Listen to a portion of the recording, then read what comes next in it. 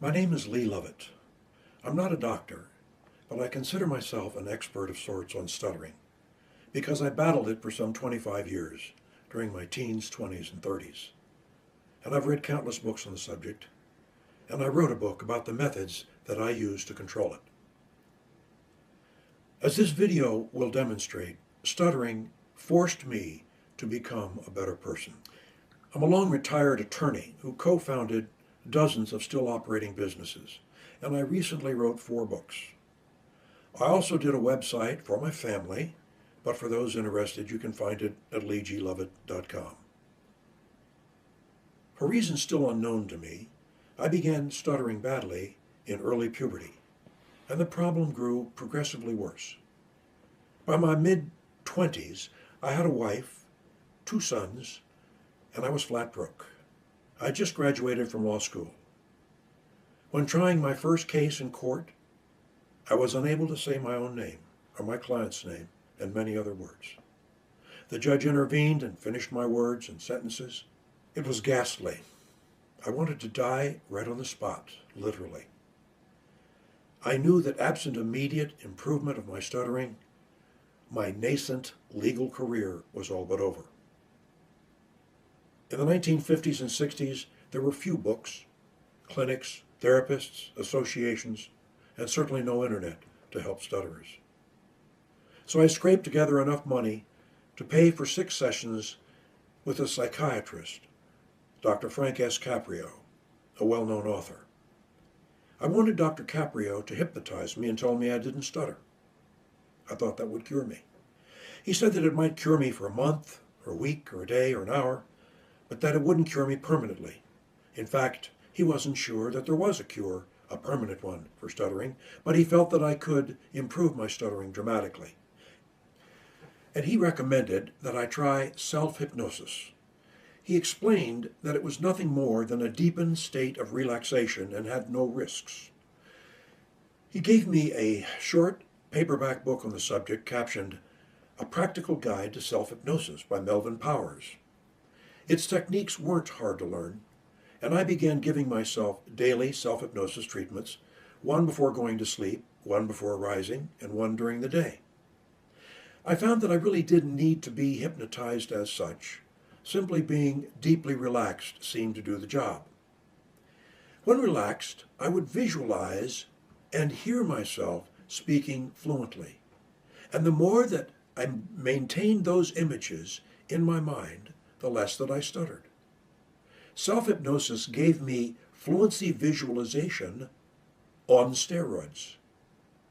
Self-hypnosis also led me to autosuggestion, a much easier discipline for mind control that could be done in smaller bites, such as 5 minutes here and there.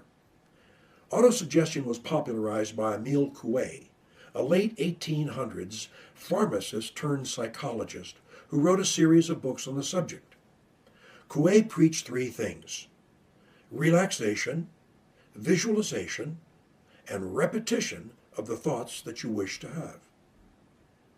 I would say things when deeply relaxed, such as, I love to speak.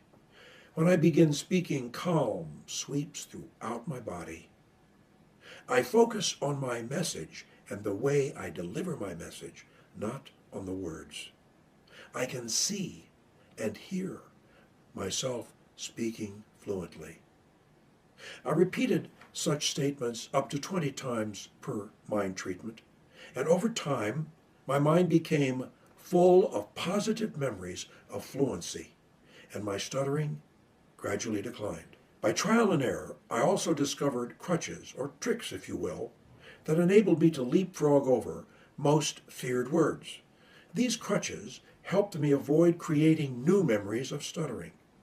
Those crutches are detailed in my book, which I give to stutterers.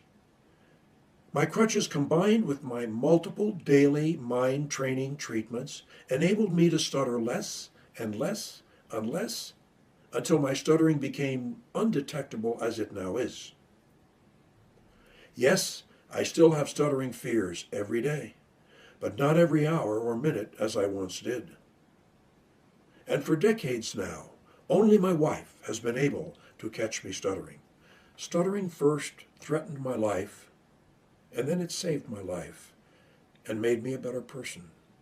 Because fighting stuttering forced me to learn mind training methods that helped me control my mind, my attitudes, my thoughts, my words, my actions, my karma, and my level of peace and joy.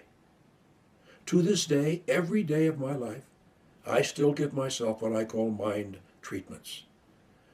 And I use a crutch now and then to avoid a stutter. But my life is 100 times better now than it was before I began stuttering. I can honestly say that I'm grateful that I had to battle stuttering. I wrote all of this in detail in my 235-page book, Stuttering and Anxiety Self-Cures, and I give that book away to stutterers who email me at info@leeglovett.com. I'm long retired now, and I also Skype, no charge, with as many readers as my time allows, and so far I haven't turned anyone down. In closing, I can assure you of one thing. Life is good or bad, because that's the way we choose to see it. Stuttering is a beast, to be sure, but you and I can manage it, and we can use it to become better people and to live happier lives, and that's what I want for you. I leave you with the words of Dr. Frank S. Caprio. We have free choice to accept or reject our thoughts. Use your mental switch to dictate your thoughts. Believe that you can improve, and you will. Thanks for your time.